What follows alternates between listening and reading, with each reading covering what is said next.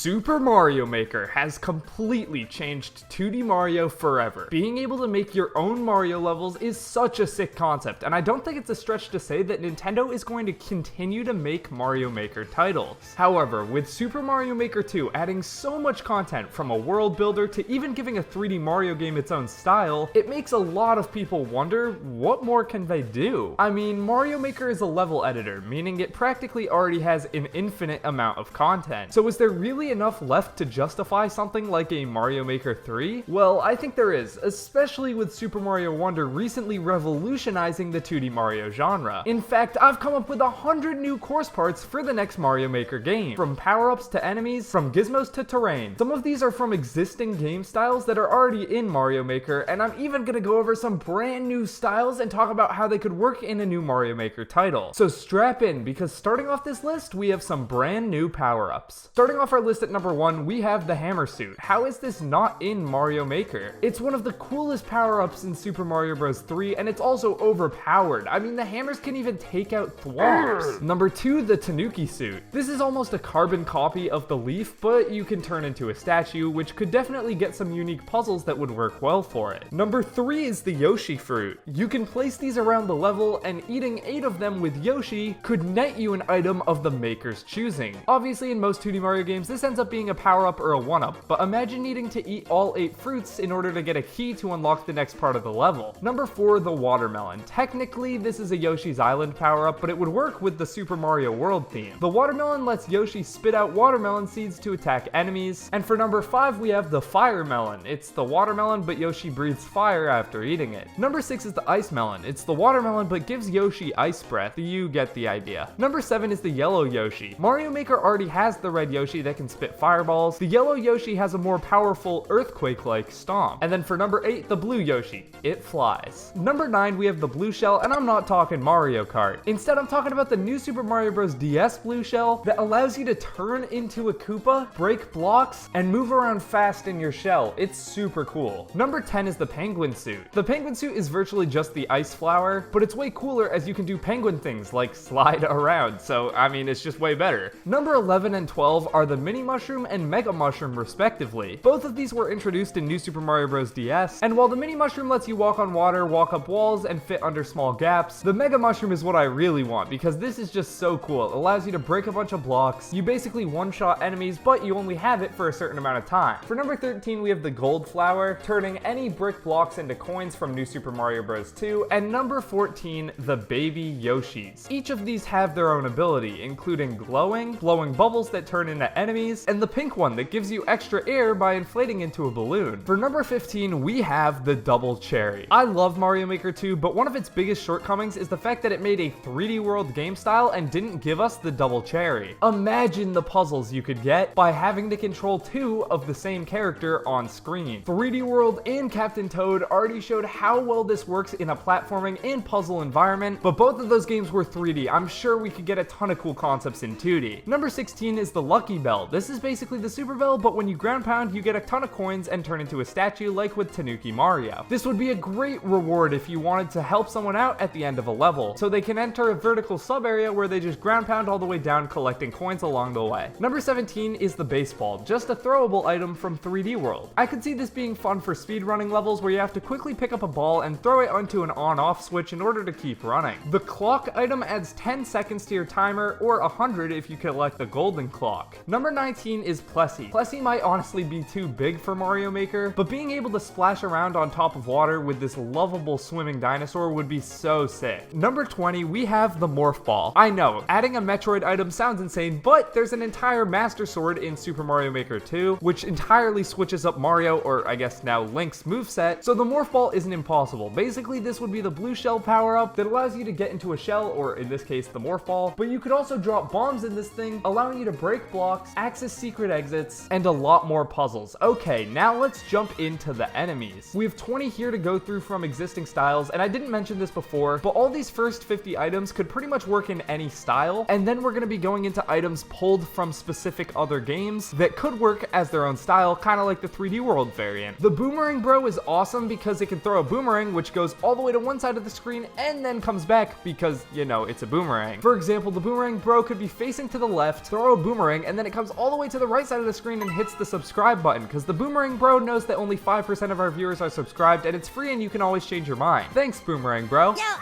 Following that, we have the Ice Bro. Pretty straightforward, it just throws ice. Next up, we have the Buster Beetle, which are basically buzzy beetles that have hit the gym, are very strong, and therefore are able to throw blocks at the player. These first made their appearance in Super Mario Bros. 3, and they're kind of obscure, but I think it would be a new mechanic that would be pretty neat. Number 4, we have Patooey. These are the walking piranha plants that can even stretch out their neck to attack you from underneath certain platforms. Number 5 is Ninja, the jumping ninja looking guys from Super Mario World. And number 6 is Chargin' Chuck. Again, this would be so useful in puzzles, because if Chargin' Chuck sees you or you get in his line of sight or just kind of in front of him, he can break through brick blocks to come and get you, and maybe if you made it so he runs straight into like an on-off switch, for example, he activates that. That would be super useful for people who create those really elaborate contraptions. Number 7 are the Swoop. These are the bats from Mario that sit on the ceilings, but when you walk somewhat close to under them, they'll fly down to attack you. This is basically just an enemy version of the stalagmite or stalactite, I don't know, the like icicle thing that hangs from the ceiling. Number 8, we have the Dolphin. This is technically an enemy from Super Mario World, but it also doubles as a moving platform that you can jump on. Speaking of Super Mario World, the next enemy we have here is Rex. This is the dinosaur. Obviously would not be nearly as big as like the T-Rex from Odyssey, but they're still a cool enemy, and you have to jump on them twice, once to shrink them down to half his size, and then a second time to defeat him. The 30th enemy we have is the Dino Torch. This is just a dinosaur that can stop and breathe fire. And then coming in at 31, we have the Dino Rhino. This is a boss enemy, kind of like the Koopalings, that sits on top of moving platforms that you need to jump into to take them out. Next we have the Bruiser. This is the ghost that runs at you with boxing gloves from New Super Mario Bros. I just always thought this thing was funny. And number 13, we have the Bramble. Now you probably don't know what the Bramble is without me actually describing it, but funnily enough, millions of people saw this thing in the Mario movie. They're the orange looking enemies with spots and long green spiky legs. They flip upside down, and having to jump on their head makes them a somewhat challenging Mario enemy. Number 34 is the Hucket Crab. This is just a crab that can be seen on beaches that throws rocks at you. And number 35 is the Dragon Eel. You know, that giant sea dragon from New Super Mario Bros. U. This would make water levels really interesting, since it could be used as some sort of boss in a level where you have to swim as possible while being chased. Number 36 is the Flipwrist. This is a walrus that throws snowballs at you, and I don't even think I need to explain more. It's a walrus that throws snowballs at you. Nintendo, put this in the game! Next we have the Skating Goomba. This is an enemy from 3D World that's just like the Goomba Shoe, except defeating it gives you a skate that you can slide around on. I'm gonna be honest, in a 2D setting, the skate will probably work exactly the same as the Koopa Troopa car, in the sense that you can turn it either way, but it's not like super responsive. It has a little bit of a delay when you try and turn it, but maybe it's more effective in snow levels or something. The Conch Door is an ostrich-like enemy that will slam its beak into the ground to attack you when you run past it. It could be used to break blocks that weren't already available, or it could be placed in the background, kind of like the bonsai bills from Super Mario 3D World style, and then it attacks you from the background, so you have to wait until it's already attacked once in order to jump on its head. Next we have the Rammerhead. These are the spiked hammerhead sharks that jump out of the water to attack you, and the final enemy we have for this section is Bowser's Muscle Car. This is an alternate Bowser fight from 3D World where he throws soccer bombs at you from his car. Not only would this be super easy to translate into a 2D setting, you just have to jump on the bombs that Bowser's throwing at you, but it would add a ton of boss variety to Super Mario Maker, which is one thing I do think the game is somewhat lacking. Next, let's jump into Gizmos. There are only 5 of them here that aren't like chained to a specific style that we'll get into later, but in my opinion, these are 5 really cool ideas. First, we have the roulette block. This is basically the item box where you get to see what's inside of it, or at least a couple things that could be inside of it, and then you time up your jump to choose what you want. Now, I'm gonna be honest, this sounds really fun if used in the right context, but I can see a ton of incredibly difficult Kaizo levels maybe requiring you to jump exactly at the right time so you can get, say, the star item and then run through a bunch of impassable enemies. It would add another layer of randomness or insane skill to some of those levels, so hopefully they would slow down the roulette block so that most normal players could actually choose what item to get, rather than in its other appearances where you don't really get to choose at all, you just kind of hit it and hope. The next gizmo is the chainsaw from Super Mario World that rides zip lines. It's a lot like the flame item, except you can actually jump on them only if you do a spin jump though. Next we have the raft. This is the raft from New Super Mario Bros. Wii. It has a counter that detects how many enemies are on it, and if too many enemies step on it, it stops moving forward. Again, this would be perfect for puzzles. Another gizmo is the super spring. This is basically the spring from the Lost levels that looks like the trampoline, except it propels you super high into the air. Maybe they could differentiate it with a different color, or just say screw it, jump on this trampoline, it'll either send you a million miles up or just give you a normal bounce. Rotodiscs are actually somewhat of an enemy, except they're pretty much unkillable. They first appeared in Super Mario Bros. 3's fortresses and spin around and will damage you if you make any contact. Alright, last but not least for the generic items, meaning these are items that don't specifically have to be in one game theme, we have terrain. Terrain is just stuff like the ground block or the question block, so it's not like we can really add too many things here. But first we have the quicksand, which could have secret areas underneath like in past Mario games. And next we have the cage. This is the texture you can climb from Super Mario World. It was in New Super Mario Bros. DS as well. You can even put Koopas on the cage to turn them into climbing Koopas that you can punch to take down. Next we have the switch panel, which is a panel you could attach to cages. Hitting it would let you rotate 180 degrees to climb cages from the opposite side. Number 4 is the moving mushroom. These are mushroom platforms that, wait for it, move. Someone call Nintendo cause we're getting crazy. No, I'm kidding. This would actually work really well in Mario Maker though. Not only could these things move up and down, but they could stretch from side to side. Maybe there could be variants that turn them into the bouncy mushrooms. There would be a ton of cool ideas with this thing. And then last we have the flinger. I don't really know what to actually call this, but it's called the flinger in my mind, so that's what you guys get. I'm talking about these little slingshot-like platforms in Super Mario World where the closer you stand to the end of it, the further you're launched when you jump out. One thing about Super Mario Maker 2 that I never understood is how we only got one new style.